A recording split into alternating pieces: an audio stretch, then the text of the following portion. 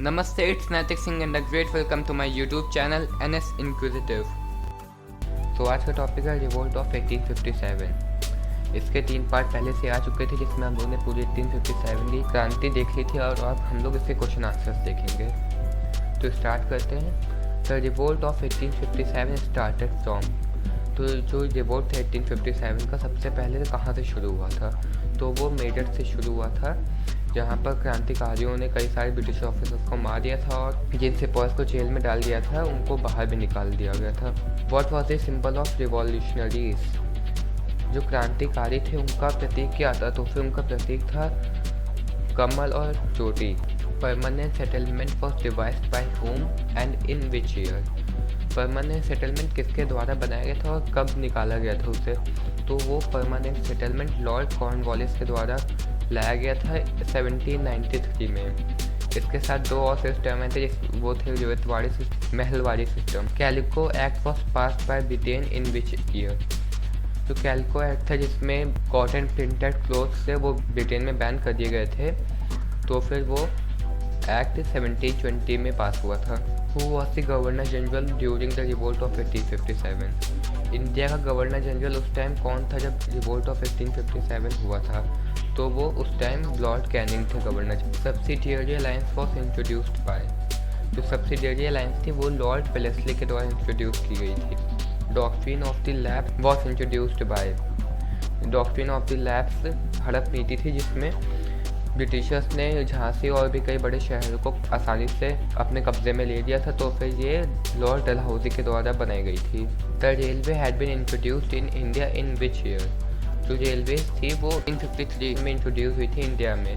जो Britishers India में जो गुड्स थे उन सबको एक जगह से दूसरी जगह ले जाने के लिए रेलवे को इंट्रोड्यूस किए थे। The abolition of Sati was passed bye home and in which year? जो सती प्रथा थी और भी जैसे चाइल्ड मैरिज थी वो सब बैन हो गई थे बाद में, तो फिर वो लॉर्ड विलियम बेंटिक के द्वारा हुए थे 1829 में।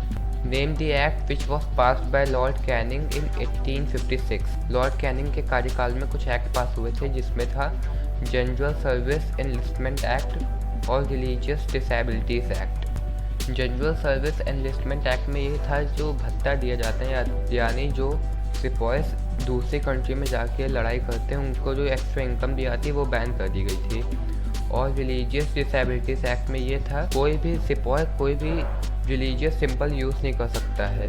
विच rifle was introduce during that time? एक राइफल इंट्रोड्यूस हुई थी जिसमें ये बात फैल गई थी कि जो उसकी कारतूस की कार्टिजेस थी उसमें गाय और सुअर की चमड़ी लगी हुई थी, तो फिर वो राइफल थी एनफील्ड प्रिचेट राइफल।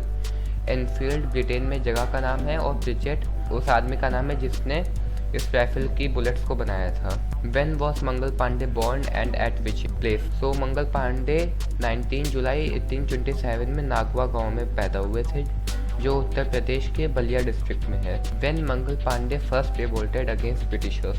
मंगल पांडे ने पहली बार कहाँ पे रिवोल्ट किया था? मंगल पांडे ने कब रिवोल्ट किया था? तो फिर मंगल पांडे ने पहली बार रिवोल्ट 29 मार्च 1857 में किया था, उस दिन संडे था। बैरकपुर में उन्होंने रिवोल्ट किया था। Mangal Pandey 34th native Bengal infantry की 5वीं कंपनी के एक सिपाही थे। Bengal native infantry was disarmed and disbanded on which date? जब वहाँ पे बंगाल नेटिव इन्फेंट्री में जब रिवोल्ट होता है तो बाद में मंगल पांडे की फांसी के साथ ये रेजिमेंट को भी बंद कर दिया जाता है, तो फिर ये रेजिमेंट 6 मई को बंद कर दी जाती है। Mangal Pandey had joined the army in which year? Mangal Pandey ने अपनी सेना में कब आए थे? तो फिर मंगल पांडे ने बंगाल आर्मी को 1849 में ज्वाइन किया था। When Mangal Pandey was hanged? Mangal Pandey को फांसी 8 अप्रैल 1857 को होती है। हालांकि उनकी फांसी की डेट 18 तक की जाती है, पर ब्रिटिशर्स को उनकी फांसी जल्द से जल्द निपटानी थी, इसलिए बाद में उनकी डेट 8 अप्रैल कर दी जाती है। वो 29 साल की एज में शहीद हो जाते हैं। विद्रोही सिपाही दिल्ली कब पहुंचते हैं? तो फिर जब वो विद्रोह कर रहे होते हैं तो फिर वो 11 मई 1857 को दिल्ली पहुंचते हैं, जहां पर वो बहादुर शाह जफर को अपना लीडर बना लेते हैं। When sipahis led a siege on Lucknow residency? Lucknow residency में घेराबंदी कर दी जाती है, तो फिर वो 31 मई 1857 को की जाती है। Lucknow residency was recaptured on which date? जब वो रेसिडेंसी में सिपाहीस ने घेराबंदी की थी, उसके कुछ महीनों बाद ही पर ब्रिटिशर्स ने रेसिडेंसी को कैप्चर कर लिया था। तो फिर वो 16 मार्च 1857 को रेसिडेंसी कैप्चर कर लेते हैं। वो was the leader of Lucknow revolt. Lucknow विद्रोह का लीडर कौन था? तो फिर बेगम हजरत महल, जो मौलवी अहमदुल्ला शाह से असिस्टेंट थे, यानी मौलवी अहमदुल्ला शाह ने उनकी मदद की थी। In Kanpur the revolt was led by, Kanpur में रिवोल्ट था वो नाना साहिब, तात्या टोपे और अजीमुल्लाह के द्वारा होता है। Who revolted against the britisher in Delhi, तो जो दिल्ली में था तो वहाँ पे बहादुर शाह जफर थे और बख्त खान थे, इन्होंने वो दिल्ली में रिवोल्ट किया था। In Jhansi who challenge the British authority, बहुत आसान है, आपको पता ही होगा। झांसी में रानी लक्ष्मीबाई ब्रिटिशर के खिलाफ लड़ाई करती हैं। In Bareilly who led the rebels, Khan Bahadur Khan Bareilly से रिवोल्ट करते हैं। Who led a siege on Delhi, तो दिल्ली में घेराबंदी जॉन निकोलसन करते हैं दिल्ली को रिकैप्चर करने के लिए। रानी लक्ष्मीबाई वॉज डाइड ऑन, तो रानी लक्ष्मीबाई 30 साल की उम्र में शहीद हो जाती हैं, जो ब्रिटिशर से बहुत अच्छे से लड़ी थी। तो फिर वो 18 जून 1858 में शहीद हुआ था। विच British officer recapture Banaras and Allahabad, तो जनरल नील थे जिन्होंने बनारस और इलाहाबाद को वापस से कैप्चर कर लिया था। The final recovery of Kanpur was done by which British officer, आखिरी राहत प्रयास कानपुर में किस ब्रिटिश ऑफिसर ने दी थी? तो फिर कॉलिन कैंपबेल ने दी थी 6 दिसंबर को। हु रिकैप्चर्ड बरेली ऑन 5 मई 1858, तो यहाँ पे एक और क्वेश्चन आ गया। 5 मई 1858 में बरेली कैप्चर हो जाती है वापस से, कॉलिन कैंपबेल रिकैप्चर करते हैं बरेली को।